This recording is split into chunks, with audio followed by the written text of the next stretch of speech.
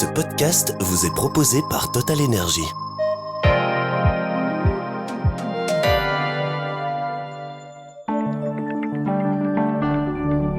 Bienvenue dans le Trends des marchés de Z sur 7. Je m'appelle Marion Boxo et nous allons discuter avec Nicolas Deltour, senior stratégiste chez Belfius. Nous aborderons l'annonce de la note de la dette française par l'agence de rating Fitch. Bon podcast.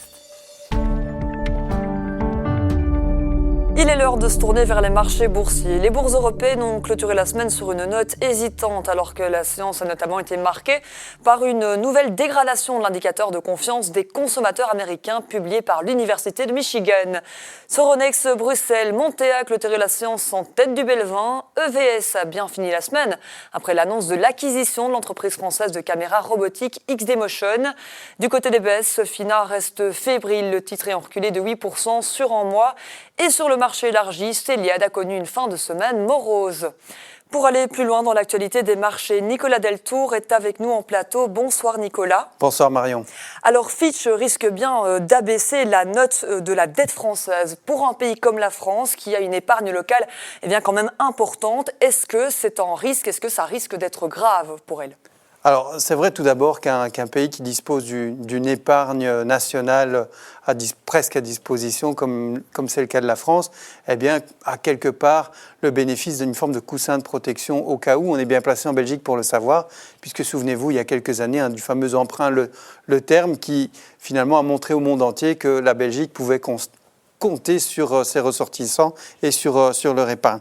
Bon, ceci dit, c'est quand même plus compliqué, plus nuancé que ça. Tout d'abord, la dette de la France est détenue à peu près à concurrence de 55% par des capitaux étrangers.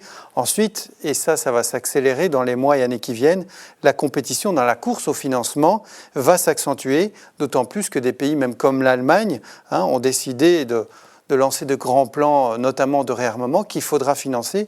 Et donc, même l'Allemagne fera appel à des capitaux. Donc, pour séduire les investisseurs obligataires, il faut montrer patte blanche ou offrir une belle prime de risque pour collecter ces capitaux.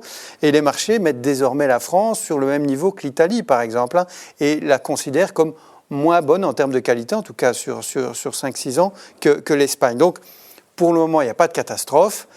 Mais il ne faudrait pas manquer de discipline encore pendant longtemps, sans quoi on risque de le payer cher. Souvenons-nous de la crise de l'euro autour des années 2010. Et ce que vous suggériez, c'est bien entendu que cette note, en fait, elle reflète la confiance des marchés et des investisseurs.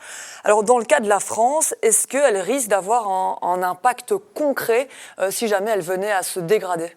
Alors, tout d'abord, on n'est pas encore au stade de la catastrophe. C'est vrai qu'en plus, les notes sont plus un symptôme, le reflet finalement de la qualité de la dette, mais les marchés n'ont pas attendu la publication de Fitch pour se faire une idée sur la qualité de la dette de la France, mais ça peut aussi, dans certains cas, être une forme de catalyseur.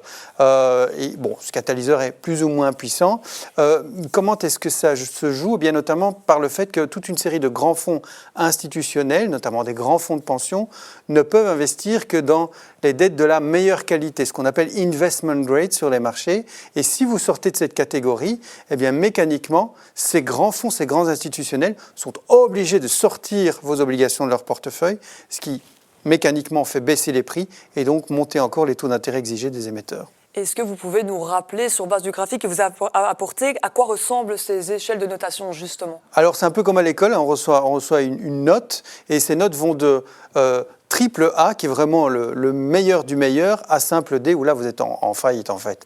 Alors, les dettes dites de qualité, et donc dites investment grade, vont de triple A à triple B-. Donc, quand vous êtes à triple A, c'est magnifique, tout va bien. Double A, ça va encore très bien. Vous avez des sous-catégories encore, dans les double A, les simples A, etc.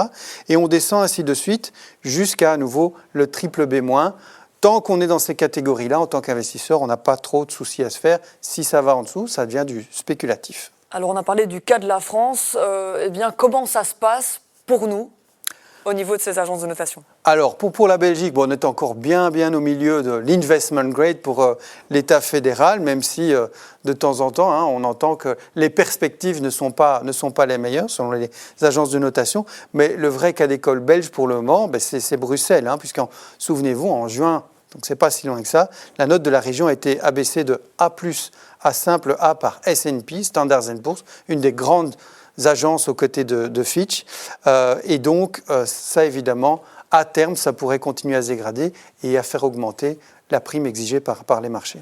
Est-ce que ces mouvements de taux ou alors ces modifications au niveau de la confiance, ça se ressent aussi dans des actions en bourse? Et quelles actions sont les plus sensibles justement de ces mouvements? Alors, c'est vrai que les taux longs, du coup, se tendent légèrement, y compris les taux longs exigés des dettes d'État. On est autour des 3,30, 3,40 pour la France notamment. Qu'est-ce qui pourrait arriver si ces taux se tendaient encore plus? Eh bien, vous avez toute une série d'acteurs effectivement plus sensibles. Alors, les premiers sont évidemment les entreprises les plus endettées, c'est logique.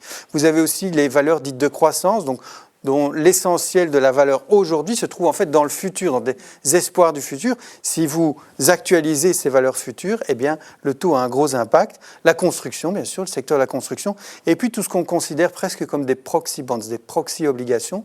Ce sont des actions qui distribuent un dividende très stable au fil du temps, qui sont parfois actifs dans l'infrastructure, notamment autoroutière, les péages autoroutiers par exemple, ou alors certains acteurs du télécom qui payent un dividende assez régulier. Eh bien, ces dividend stocks, eux, ont un comportement très proche de celui des obligations et donc voient leur cours baisser plus vite lorsque les taux longs remontent. Bien, merci beaucoup Nicolas Deltour pour cette analyse détaillée de l'éventuelle dégradation de la note de la dette française. À très bientôt en studio. À bientôt.